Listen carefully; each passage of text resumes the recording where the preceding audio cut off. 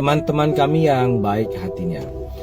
Kali ini kita akan berbicara tentang salah satu topik yang menarik juga dalam dunia sufistik dan juga dalam kaitannya dengan tema-tema dunia syariah, tentang kalam historis dan kalam aktual.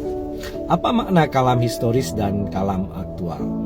Kalam historis adalah kata-kata, firman, fatwa atau petunjuk-petunjuk ilahi, teks-teks yang bersifat kitabi, perintah-perintah Tuhan yang turun 1400 tahun yang lalu atau bahkan lebih awal lagi dari itu, baik yang tercatat secara khusus hingga menjadi Al-Quran yang tertulis sekarang, ataupun mungkin juga teks-teks yang pernah diucapkan Nabi pada konteks historis pada masa silam, yang itu menjadi hukum atau pedoman bagi kita sepanjang masa.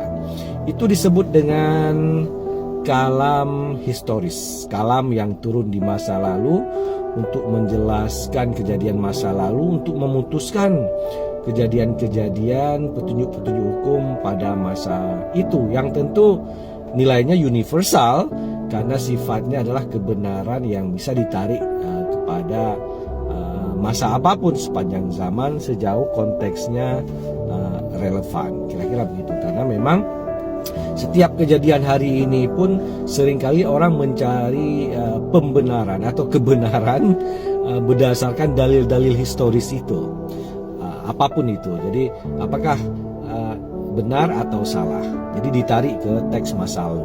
Walaupun kejadian hari ini konteksnya juga berbeda ya. Kadang-kadang kejadiannya pada situasi, pada kondisi, pada suhu, pada tekanan, pada ruang dan lingkup yang sebenarnya bisa jadi jauh sekali berbeda dengan sesuatu di masa lalu. Tapi tetap saja untuk memperoleh keputusan-keputusan hukum, untuk mengambil keputusan hukum, dicari kesamaan-kesamaan ya, hubungan-hubungan dengan masa lalu, sehingga dicari dalil yang serupa untuk memutuskan hal yang sama. Itu namanya teks historis. Satu lagi ada disebut dengan teks aktual. Teks aktual adalah kalam, firman atau perkataan-perkataan yang bersifat suci dari Allah dan Nabi yang terjadi pada masa sekarang. Itu disebut teks aktual. Maksudnya begini, Allah itu kan masih hidup dan maha hidup, maha mendengar, maha berbicara. Tentu dia selalu mendengar dan selalu berbicara sepanjang zaman, setiap tempat dan masa kepada makhluknya. Tergantung bagaimana cara kita mendengar dan menangkap apa yang dia bisikkan atau dia katakan atau dia ilhamkan. Kalau bahasa klasik itu kan wahyu namanya. Kalau sekarang kita sebut sebagai ilham untuk manusia secara general. Artinya dia masih berbicara kan. Nah, pernah nggak kita mendengar, menangkap apa kata-kata dia hari ini dari pagi sampai malam? Kita dengar nggak?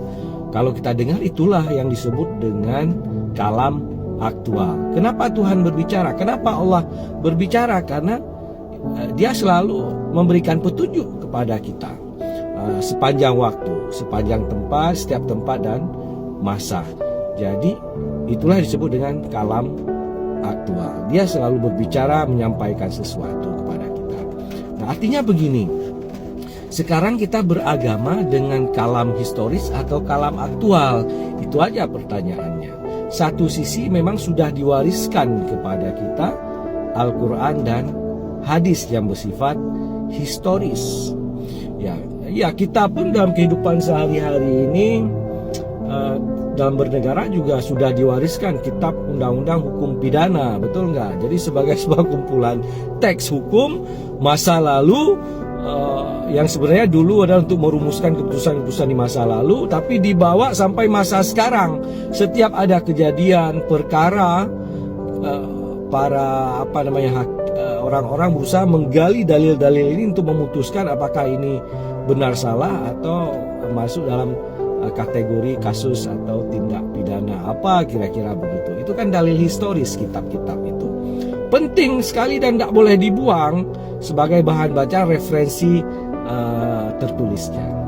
Tapi ketika sesuatu kasus terjadi, kan tidak serta-merta langsung bisa ditunjuk pada dalil tertentu di sana untuk memutuskan, kecuali diputuskan oleh orang yang berhak memutuskan, misalnya hakim. Hakimlah yang memutuskan bahwa benar atau salah menurut teks tertentu. Bahkan bisa tidak sesuai dengan itu ketika melihat konteks-konteks yang berbeda daripada yang dimaksud dalam dalam berbagai riwayat itu. Jadi hakimlah orang yang paling wise, yang melihat berbagai aspek sudut pandang, yang kemudian memberikan keputusan-keputusan apakah benar atau salah. Jadi ada sesuatu yang lebih aktual sifatnya, ada kalam yang aktual dari hakim yang memutuskan apakah itu sesuai dengan teks itu atau tidak, atau ada keputusan-keputusan lain yang lebih relevan terhadap kasus ini. Itulah disebut dengan kalam aktual. Jadi segala sesuatu yang terjadi setiap hari ketika kita ingin memutuskan benar salah, boleh saja kita merujuk kepada berbagai kitab dan riwayat yang sudah ada secara historis. Tetapi secara aktualnya bagaimana? Siapa hakim yang berhak memutuskan benar atau salah dalam sehari-hari? Apakah akal pikiran kita, nafsu kita, atau siapa? Sebaik-baik hakim adalah Allah Subhanahu wa Ta'ala. Berikan keputusan, serahkan kepada Dia setiap segala sesuatu yang ingin kita putuskan sehari-hari. Apakah saya boleh ya Allah ya Tuhanku, apakah bank konvensional di daerah kami ini boleh sah, halal, baik atau tidak untuk kami terapkan? Ya silakan buka dalil historis, Anda akan punya jawaban dengan tafsiran-tafsiran sendiri. Tapi bagaimana menurut Allah? Bisa nggak Anda memperoleh, bisa nggak kita memperoleh kalam aktual dari Dia? Itu pertanyaannya. Agama itu harus aktual. Agama itu jangan selamanya historis, harus aktual. Apa keputusan Tuhan sekarang terkait hal itu? Jangan-jangan Dia memutuskan di daerah kita boleh atau tidak, sementara di daerah sana berbeda lagi sesuai dengan konteks keinginan Tuhan. Allah lah pemilik keputusan. Dialah pemilik kebenaran. Jadi secara aktual sebenarnya harus bisa dikonfirmasi kepada Allah benar salah sesuatu, tidak kita bawa dalil, kita putuskan menurut kita. Nah inilah pentingnya beragama. Satu sisi syariat punya dalil-dalil untuk memahami berbagai konteks. Yang kedua kita punya kemampuan memperjalankan jiwa tariqah untuk terkoneksi dengan Allah sehingga bisa berbisik-bisik, bisa memperoleh ilham, petunjuk, hidayah secara laduniah langsung dari sisinya, sehingga agama ini selalu menjadi aktual di sepanjang zaman. Keputusan-keputusan selalu berada di tangannya dan kita hanya menjalankan apa yang menurut Dia terbaik secara kontekstual. Jadi fleksibel sebenarnya agama ini.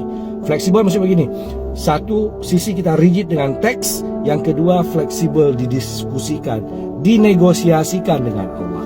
Keputusannya adalah ada pada Allah secara aktual. Itulah kelebihan ilmu tasawuf atau tarikah, mencari celah jalan untuk terkoneksi dekat takarub dengan Allah sehingga punya kemampuan komunikatif transendental untuk memperoleh ketetapan-ketetapan hukum yang sifatnya lebih aktual. Memang yang paling banyak sekarang adalah universitas tekstual, mengajarkan syariah yang bernilai historis serta tafsir-tafsirnya. Sedangkan universitas kontekstual, universitas yang bersifat aktual, yang mendidik mahasiswanya untuk bisa terkoneksi secara langsung dengan Allah, berinteraksi secara langsung dengan Allah, itu jarang sekali ada. Nah inilah yang harus kita cari untuk melengkapi kecerdasan syariah kita dengan dipadukan dengan kecerdasan tariqah sehingga memperoleh pandangan-pandangan mukasyafah yang bernilai hakiki, dan disitulah letaknya makrifah. Assalamualaikum warahmatullahi